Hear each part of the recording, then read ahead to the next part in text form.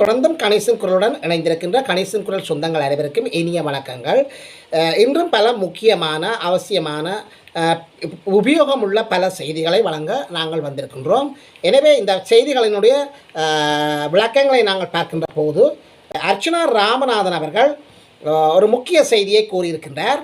எதிர்வரும் 2026ஆம் ஆண்டு நடைபெற உள்ள மாகாண சபை தேர்தலில் மாகாண முதலமைச்சராக வர வேண்டிய சூழல் ஏற்பட்டிருக்கின்றது என்று சொல்லியும், அவ்வாறு மாகாண முதலமைச்சராக தான் தெரிவு செய்யப்படுமாக இருந்தால் பல்வேறு வேலை திட்டங்களை அவர் செய்வார் என்று சொல்லி அது தனது கனவு என்று சொல்லியிருக்கின்றார்.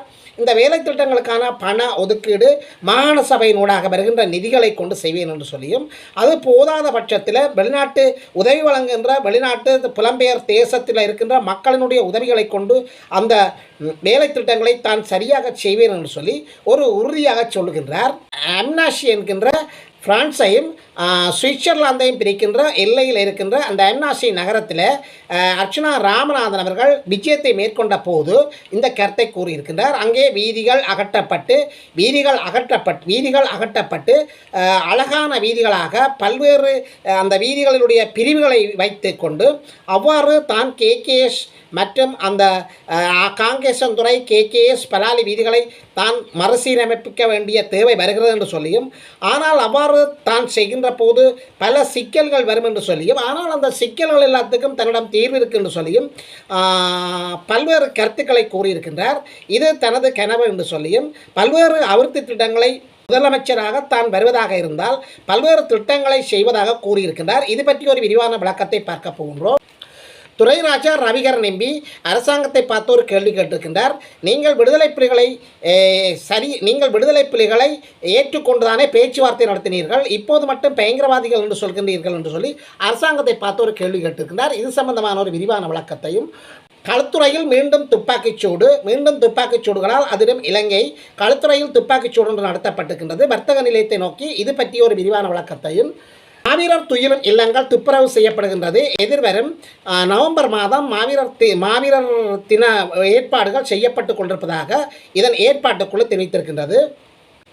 நாட்டை சூறையாடி மோசடி செய்த ராஜபக்சக்களை தூக்கில் இட வேண்டும் என்று சொல்லி அமைச்சர் சுனில் கந்துன் நத்தி என்பவர் கூறியிருக்கின்றார். ராஜபக்சக்கள் தான் இதுவரை காலம் இந்த நாட்டை சூறையாடியவர்கள். இவர்கள் அபிவிருத்தியை மேற்கொள்ளவில்லை. இங்குள்ள பணங்கள் அனைத்தையும் சூறையாடி நாட்டை குட்டிச்சுவராக்கி இருக்கின்றார்கள்.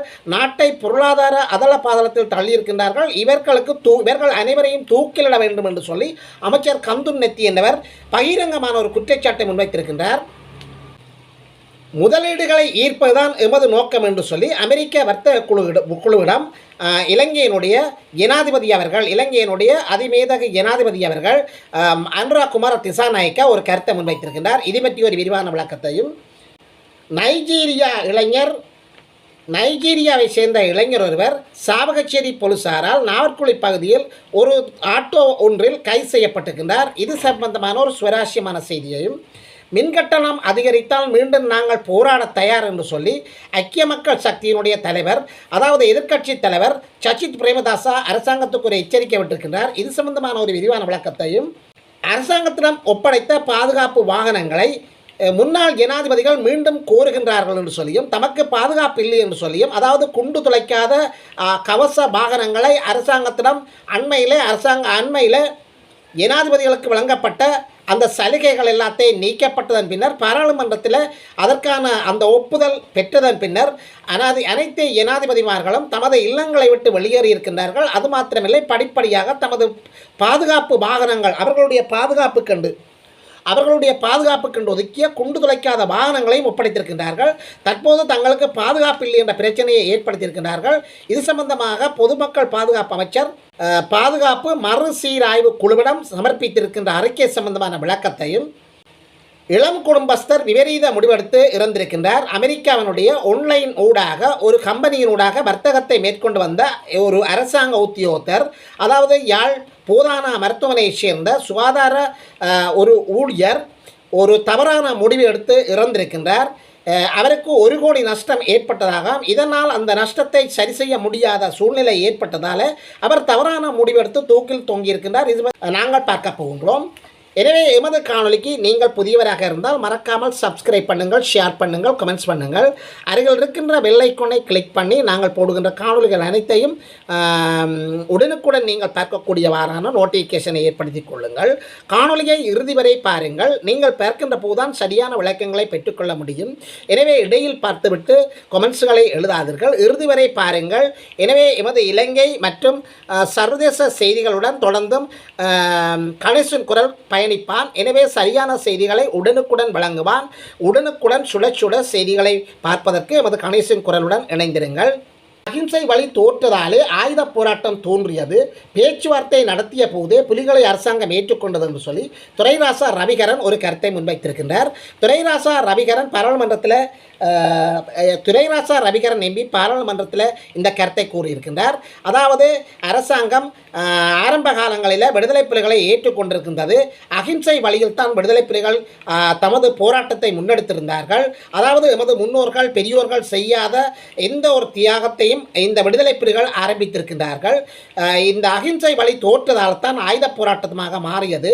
இலங்கையில் காலம் வந்த அரசாங்கங்கள் இலங்கையில் இருக்கின்ற விடுதலை புலிகளுடன் பேச்சுவார்த்தைகளை மேற்கொண்டிருக்கின்றார்கள். அவ்வாறு பேச்சுவார்த்தைகளில் மேற்கொள்வதற்கு காரணம் இவர்களை ஏற்றுக்கொண்டதால் தானே. இப்போது மட்டும் பயங்கரவாதிகள் என்று சொல்லி நீங்கள் முத்திரை குத்துவதில் அர்த்தமில்லை. எனவே பயங்கரவாதிகள் என்றதுக்கு சரியான அர்த்தங்களை நீங்கள் கற்றுக்கொள்ளுங்கள் என்று சொல்லி துரைராசா ரவிகரன் எம்பி என்பவர் இந்த கருத்தை கூறியிருக்கின்றார். முதலீடுகளை ஈர்ப்பதுதான் அரசாங்கத்தினுடைய முக்கிய நோக்கம் என்று சொல்லி அமெரிக்காவினுடைய வர்த்தகர்களிடம் அனுரா குமார திசாநாயக்கா கூறியிருக்கின்றார். இலங்கையினுடைய அனுரா குமார திசாநாயக்கா, இலங்கையினுடைய ஜனாதிபதி அனுரா குமார திசாநாயக்கா அவர்களை அமெரிக்கா வர்த்தக தூதுக்குழு சந்தித்திருக்கின்றது. இந்த சந்திப்பின் போது தாம் இலங்கையினுடைய தற்போது பல்வேறு மாற்றங்களை மேற்கொண்டு வருகின்றோம் என்று சொல்லியும் முன்னைய ஆட்சி காலங்களில் நடந்த தவறுகள் அனைத்தையும் தாங்கள் பரிசீலனைக்கு உட்படுத்தி அந்த தவறுகள் ஒன்று நடக்காமல் புதிய பொருளாதார கொள்கைகளை தாங்கள் நடந்து கொண்டு வருவதாகவும் பல்வேறு மாற்றங்கள் இருப்பதாகவும் இதனுடைய முக்கிய மாற்றமாக முதலீடுகளை ஈர்ப்பதுதான் காரணம் என்று சொல்லி அந்த தூதுக்குழுவரிடம் அனுரா குமார திசாநாயக்கா தன்னுடைய கருத்தை முன்வைத்திருக்கின்றார். மாவீரர் துயிலும் இல்லங்கள் துப்புரவு பணிகளை மேற்கொள்வதற்கான அந்த பணிகள் ஆரம்பித்து இருப்பதாக தெரிவிக்கப்படுகின்றது. எனவே இலங்கையில் இருக்கின்ற வடக்கு கிழக்கு பகுதியில் உள்ள மாவீரர் துயிலும் இல்லங்கள் தற்போது சீரமைக்கப்பட்டு வருகின்றது. அந்த மாவீரர் துயிலும் இல்லங்கள் எதிர்வரும் நவம்பர் மாதம் மாவீரர் தினத்தை கொண்டாடுவதற்கான ஆயத்தங்களில் ஈடுபட்டு வருவதாக அதற்கான ஏற்பாட்டுக்குழு தெரிவித்திருக்கின்றது.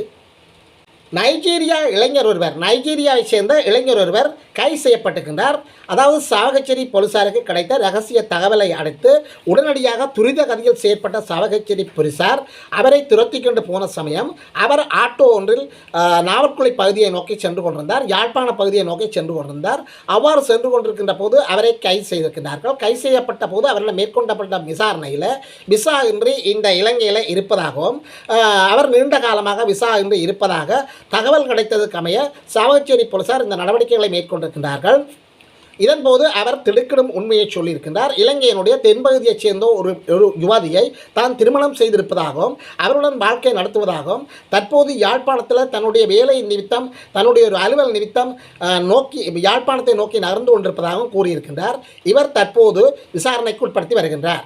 மின் கட்டணம் அதிகரிக்கப்படுமாக இருந்தால் மீண்டும் நாங்கள் வீதியில் இறங்கி போராட வேண்டி வரும் என்று சொல்லி இலங்கையினுடைய எதிர்க்கட்சி தலைவர் ஐக்கிய மக்கள் சக்தி தலைவர் சஜித் பிரேமதாசா ஒரு கருத்தை சொல்லியிருக்கின்றார்.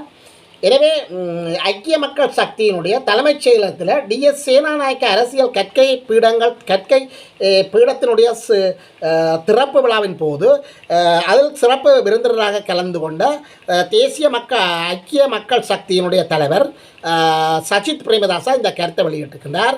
220 லட்சம் இந்த நாட்டு மக்களுக்கு தற்போது இந்த அரசாங்கம் பசி பட்டினி பஞ்சம் என்கின்ற ஒரு சூழ்நிலையில் ஒரு நெருக்கடியான சூழ்நிலையில் மக்களை ஆட்சி செய்கின்றதுன்னு சொல்லியும் இங்குள்ள தற்போதைய ஆட்சி ஒரு ஸ்திரத்தன்மை அற்றதாக காணப்படுகின்றது என்ற சாரப்பட அவர் அந்த கருத்தை கூறியிருக்கின்றார். எனவே இந்த 220 லட்சம் மக்களினதும் நலன்களை பாதுகாப்பதற்காக நாங்கள் எவ்வேளையிலும் வீதியில் இறங்கி போராட தயாராக இருக்கின்றோம் என்று சொல்லியும் இதற்கான எச்சரிக்கையை விட்டிருக்கின்றார். அதாவது மீண்டும் மின் கட்டணம் உயர்த்தப்படுமாக இருந்தால் நாங்கள் போராட தயாராக இருக்கின்றோம் என்று சொல்லி அரசாங்கத்துக்கு ஒரு எச்சரிக்கை விட்டிருந்தார். ஆனால் அரசாங்கம் தற்போது மின்கட்டணம் உயர்த்தப் போவதாக அறிவித்திருக்கின்றது. எனவே இந்த அறிவிப்புக்கு எதிராக எதிர்க்கட்சி தலைவர் மேற்கொள்ளப்பட உள்ள நடவடிக்கை சம்பந்தமாக முன்கூட்டியே தெரிவித்திருக்கின்றார். நாட்டை சூறையாடி மோசம் செய்த ராஜபக்சக்களை தூக்கிலிட வேண்டும் என்று சொல்லி, அதாவது ஒட்டுமொத்தமாக அந்த ராஜபக்சக்களை தூக்கிலிட வேண்டும் என்று சொல்லி அமைச்சர் சுனில் கந்துன்னொத்தி தெரிவித்திருக்கின்றார். இந்த நாட்டை சூறையாடி மோசடி செய்து குடும்ப ஆட்சியை நடத்தி வந்த ராஜபக்சக்களை தூக்கிலிட வேண்டும் என்று சொல்லி தேசிய மக்கள் சக்தியின் முக்கிய அமைச்சரான சுனில் கந்துன்னொத்தி தெரிவித்திருக்கின்றார். மேலும் அவர் தெரிவிக்கின்ற போது ஊழல் மோசடி அற்ற ஒரு நம்பகத்தன்மையான, ஒரு நேர்மையான, ஒரு நீதியான, மக்களுக்கு தேவையான அரசியலை தாங்கள் இப்பொழுது கொண்டு நகர்த்துகின்றோம் என்று சொல்லியும், ஊழல் மோசடியற்ற ஆட்சியை செய்வதுதான் தேசிய மக்கள் சக்தியின் முக்கிய நோக்கம் என்று சொல்லியும், எனவே இந்த ராஜபக்சர்கள் நாட்டை சூறையாடி மோசடி செய்து குடும்ப ஆட்சி நடத்திய ராஜபக்சர்களை தூக்கிலிட வேண்டும் என்று சொல்லி அவர் ஒரு கருத்தை முன்னிறுத்தியிருக்கிறார். இந்த நாட்டின் பொருளாதாரம் அதல பாதாளத்துக்கு சரிந்து சென்றதுக்கு காரணம் முன்னைய ஆட்சியாளர்களான ராஜபக்சக்களை என்று சொல்லி அவர் ஒரு கருத்தை முன்வைத்திருக்கின்றார். இந்த கருத்து சரியானது போலவும் பலருக்கு தென்படுகின்றது. அரசாங்கத்திடம் ஒப்படைத்த வாகனங்களை மீள வழங்குமாறு முன்னாள் ஜனாதிபதிகள் கோரிக்கை விட்டிருக்கின்றார்கள். எனவே இது சம்பந்தமாக பொதுமக்கள் பாதுகாப்பு அமைச்சு, அதாவது பாதுகாப்பு மறுசீரமைப்பு குழுவிடம் ஒரு அறிக்கையை கொடுத்திருக்கின்றது. இந்த அறிக்கையில் இந்த பாதுகாப்பு மறுசீரமைப்பு குழு எவ்வாறான முடிவுகளை எடுக்கிறதோ அதன்படி அவர்களுடைய கோரிக்கை நிறைவேற்றப்படும் என்று சொல்லி கூறப்படுகின்றது. அண்மையில் முன்னாள் ஜனாதிபதிகளுக்கான வழங்கப்பட்ட சலுகைகள் அனைத்தையும் நிறுத்தப்பட்டதன் பின்னர் இந்த முன்னாள் ஜனாதிபதிகள் தமது அரசாங்கத்தினுடைய செலவுகளில், அரசாங்கத்தினுடைய பணத்தில் இருக்கின்ற தற்போதும் வாழ்ந்து கொண்டிருக்கின்ற அந்த பல்வேறு செலவுகளை குறைத்திருக்கின்றார்கள். அதன்படி முன்னாள் ஜனாதிபதிகள் அரச மாளிகைகளை விட்டு வெளியேறியிருக்கின்றார்கள். அவர்கள் இதுவரை காலமும் பாவித்த அரசாங்கத்துக்கு உரிமையான பாதுகாப்பு வாகனங்களை மீள ஒப்படைத்திருக்கின்றார்கள் அரசாங்கத்தில். இதன்போது தற்போது இவர்களுக்கான பாதுகாப்பு நெருக்கடி அதிகரித்திருப்பதால் முன்னாள் ஜனாதிபதிகள் தமக்கு பாதுகாப்பு இல்லை என்று சொல்லியும் தமது பாதுகாப்புக்காக வழங்கப்பட்ட குண்டு துளைக்காத வாகனத்தை தாங்கள் மீள ஒப்படைத்ததன் காரணமாக தமக்கு பாதுகாப்பு கேள்விக்குறியாக இருப்பதாக முன்னாள் ஜனாதிபதிகள் கோரிக்கை விடுத்திருக்கின்றார்கள். இந்த கோரிக்கையை சாதகமாக பரிசீலிப்பதாக பொதுமக்கள் பாதுகாப்பு அமைச்சு கூறியிருக்கின்றது. எனவே இவர்களுடைய கோரிக்கைகளை, அதாவது பாதுகாப்பு மறுசீரமைப்பு ஆணைக்குழுவிடம் ஒப்படைக்கப்பட்டிருப்பதாகவும் அவர்கள் எவ்வாறான முடிவுகள் எடுக்கிறார்களோ அந்த முடிவுகளுக்கு அமைய அவர்களுடைய வாகனங்கள் திருப்பி அவர்களுக்கு வழங்கப்படுவதா அல்லது வழங்கப்படுவது இல்லையா என்பதை தீர்மானிக்க வேண்டி வரும் என்று சொல்லி பொதுமக்கள் பாதுகாப்பு அமைச்சர் கூறியிருக்கின்றார். மீண்டும் தென்பகுதியில் துப்பாக்கி சத்தங்கள். அதாவது களுத்துறையில் உள்ள ஒரு வர்த்தக நிலையம் ஒன்றில் 2 பேர், ஆயுதம் தாங்கிய 2 பேர் மோட்டார் சைக்கிளில் வந்து ஒரு வர்த்தக நிலையத்தை நோக்கி 2 முறை துப்பாக்கி பிரயோகம் மேற்கொள்ளப்பட்டதாகவும், எனவே இந்த துப்பாக்கி சூட்டில் எவரும் காயப்படவில்லை என்று சொல்லியும் காணப்படுகின்றது. இதனால் தென்பகுதி மீண்டும் தற்போது ஒரு பரபரப்பான நிலையில் காணப்படுகிறதாகவும் அங்கிருந்து செய்திகள் வெளியாகிருக்கின்றன. இதுவரை துப்பாக்கி சூட்டை மேற்கொண்டு மோட்டார் சைக்கிளில் தப்பிச் சென்றவர்கள் கைது செய்யப்படவில்லை என்று சொல்லியும் களுத்துறை போலீசார் தற்போது இதன் விசாரணைகளை மேற்கொண்டு வருகிறதாகவும் செய்திகள் வெளியாகி இருக்கின்றது. இளம் குடும்பஸ்தர் ஆன்லைன் ஊடாக 1 கோடி ரூபாய்க்கு மேற்பட்ட பணத்தை இழந்த இளம் குடும்பத்தர் ஒருவர் தவறான முடிவை எடுத்து யாழ்ப்பாணத்தில் நேற்று தூக்கிட்டு இறந்துள்ளார். அதாவது தற்கொலை செய்திருக்கின்றார். ஆன்லைன் வர்த்தகத்தில் பணத்தை இழந்த இளங்குடும்பத்தர் ஒருவர் விபரீத முடிவெடுத்து நேற்று உயிரிழந்துள்ளார். இதில் யாழ்ப்பாணம் போதான வைத்தியசாலையில் பொது சுகாதார சேவை முகாமைத்துவ உத்தியோகத்தராக பணிபுரிகின்ற யாழ்ப்பாணம் கட்டுவன் பகுதியைச் சேர்ந்த ஒரு 30 வயது மதிக்கக்கூடிய ஒரு நபர், ஒரு அரசாங்க உத்தியோகத்தர், 30 வயது மதிக்கக்கூடிய ஒரு இளைஞர் இந்த குறித்த முடிவை எடுத்திருக்கின்றார். இவர் அமெரிக்காவுடைய ஒரு கம்பெனியுடன் ஆன்லைன் தொடர்புகளை ஏற்படுத்தி ஆன்லைன் வர்த்தகத்தை ஏற்படுத்தியிருந்தார். இதன் நிலையில் நேற்று முன்தினம் இரவு திடீரென்று அந்த வர்த்தக கம்பெனி சரிவு ஏற்பட்டதன் காரணமாக 1 கோடி ரூபாய் நட்டத்துக்கு மேல், இவருக்கு 1 கோடி ரூபாய்க்கு மேல் நஷ்டம் ஏற்பட்டதாகவும், இந்த நஷ்டத்தை தாங்கிக் கொள்ள முடியாது மனநிலை பாதிக்கப்பட்ட நிலையில், அதாவது விரக்தி அடைந்த நிலையில் இந்த இளைஞர், இந்த 30 வயது மதிக்கத்தக்க இளைஞர் தனது வீட்டில் தூக்கிட்டு தற்கொலை செய்திருக்கின்றார். எனவே இது ஒரு கவலை தருகின்ற விடயமாக காணப்படுகின்றது. அர்ச்சுனா ராமநாதன் சம்பந்தமான ஒரு செய்தி. அர்ச்சுனா ராமநாதன் அவர்கள் தான் எதிர்காலத்தில் மாகாண முதலமைச்சராக வருவதாக இருந்தால் யாழ்ப்பாணத்தை மட்டுமில்லை வடக்கில் உள்ள வடமாகாண சபைக்கு முதலமைச்சராக வருவதாக இருந்தால் பல்வேறு மாற்றங்களையும் பல்வேறு அபிவிருத்தி திட்டங்களையும் மேற்கொள்ள வேண்டி வரும் என்று சொல்லி அவர் தன்னுடைய கனவுகளை வெளிப்படுத்துகின்றார். இந்த கனவுகளை அவர் எங்கே வெளிப்படுத்துகிறார் என்று சொன்னால், தற்போது ஜெனீவாவில் தன்னுடைய கருத்தை கூறுவதற்காக சென்றிருந்த வேளை பிரான்ஸ் நாட்டையும் பிரான்ஸ் மற்றும் சுவிட்சர்லாந்தை இணைக்கின்ற அன்னாசி என்கின்ற ஒரு நகரத்தில் இந்த கருத்தை வெளியிட்டிருக்கின்றார். அவர் தன்னுடைய உத்தியோகபூர்வ இணையதளத்தில் இந்த கருத்தை வெளியிட்டிருக்கின்றார். அவர் மேலும் கூறுகின்ற போது பல்வேறு வீதிகளை அபிவிருத்தி செய்வேன் என்று சொல்லியும் வீதிகள் அகற்றப்படும் என்று சொல்லியும் அந்த அன்னாசி அதாவது சுவிட்சர்லாந்து பிரான்ஸ் நாடுகளை ஒத்த அமைப்பில் அந்த வீதிகள் அகற்றப்படும் என்று சொல்லியும் கனரக வாகனங்கள் செல்வதற்கான ஒரு பிரிவு அந்த வீதியில் இருக்கும் என்று சொல்லியும் கனரக வாகனங்களில் செல்வோர்கள் அந்த வீதிக்கு பணத்தை கட்ட வேண்டும் என்று சொல்லியும் கூறுகின்றார். இந்த கனரக வாகனங்களால் தான் சிறுவர்கள் பாதிக்கப்படுகின்றார்கள். குறிப்பாக பாடசாலை மாணவர்கள் ஆக்சிடென்ட்டை சந்திக்கின்றார்கள். பாடசாலை மாணவர்கள் விபத்தை சந்திக்கின்றார்கள். எமது நாட்டின் பெருமதியான உயிர்கள் இந்த கனரக வாகனங்களால் இறக்கின்றார்கள். இந்த கனரக வாகனங்கள் செல்வதற்காக அகற்றப்பட்ட வீதிகளில் ஒரு நடுவில் இந்த கனரகங்கள் வாகனங்களை செலுத்துவதற்காக விசேடமான ஒரு வீதி அமைக்கப்படும் என்று சொல்லி அவர் அந்த கருத்தை கூறுகின்றார். இந்த கருத்தை கூறுகின்ற போது இவ்வாறு மேலும் பாடசாலை மாணவர்களுக்கான விசேட வாகன சேவைகளை செய்வதாகவும் அந்த பாடசாலை மாணவர்கள் தற்போது வாகனங்களில் செல்வதால் பல்வேறு அசௌகரியங்களுக்கு உட்படுத்தப்படுகின்றார்கள் என்று சொல்லியும் இந்த அசௌகரியங்கள் அனைத்தும் நீக்கப்படும் என்று சொல்லியும் இவர்களுக்கென்று தனியான ஒரு வாகனங்கள் ஒழுங்கு அமைக்கப்பட்டு அந்த வாகனங்களிலே இவர்கள் ஏறி செல்வதற்கான பயண ஏற்பாடுகள் செய்யப்படும் என்று சொல்லி அர்ச்சுனா ராமநாதன் அவர்கள் தெரிவிக்கின்றார். மேலும் கேகேஎஸ் மற்றும் துறைமுகங்கள் வீதி அதாவது பலாலி விமான நிலையத்தை இணைக்கின்ற கேகேஎஸ் மற்றும் கேகேஎஸ் துறைமுகத்தை அதாவது காங்கேசன் துறைமுகத்தை இணைக்கின்ற பிரதான வீதிகள் அகற்றப்படும் என்று சொல்லியும் இந்த வீதிகளில் இருப்பவர்கள் தனக்கு வாக்கு போட வேண்டாம் என்று சொல்லியும் ஒரு பெம்பலாக ஒரு கண்ணுடைய கருத்தை கூறுகின்றார். எனவே இந்த வீதிகளில் இருக்கின்றவர்களுடைய வீடுகள் இடிக்கப்படும் என்று சொல்லியும் அவ்வாறான வீடுகள் கடைகள் மற்றும் சொத்துக்கள் இடிப்பதற்கான பதிலீடுகளாக அவர்களுக்கு நஷ்ட ஈடு வழங்கப்படும் என்று சொல்லியும் இந்த வீதி அகற்றுவதற்கு தன்னிடம் நிதி இருப்பதாகவும் கூறுகின்றார். நிதிகளை தான் எங்கே இருந்து பெற்றுக்கொள்வதாக கூறுகிறார் என்று சொன்னால் வடமாகாணத்தினுடைய நிதியிலிருந்து பெற்றுக்கொள்வேன். அவ்வாறு அந்த நிதிகள் காணாத பட்சத்தில் போதுமற்றதாக காணப்படுகின்ற பட்சத்தில் புலம்பெயர்ந்த அமைப்புகள் புலம்பெயர்ந்த நாடுகள் புலம்பெயர் மக்களிடமிருந்து தனக்கு போதுமான நிதிகள் வரும் என்று சொல்லியும் அந்த நிதிகளை வைத்துக்கொண்டே இந்த அபிவிருத்தி பணிகளை செய்வேன் என்று சொல்லியும் யாழ்ப்பாணத்தை அதாவது வடமாகாணத்தை பிரான்ஸ் சுவிட்சர்லாந்து போன்ற நாடுகளினுடைய நிலைக்கு கிட்டத்தட்ட தான் செய்வேன் என்று சொல்லி உறுதிமொழி வழங்கியிருக்கின்றார்.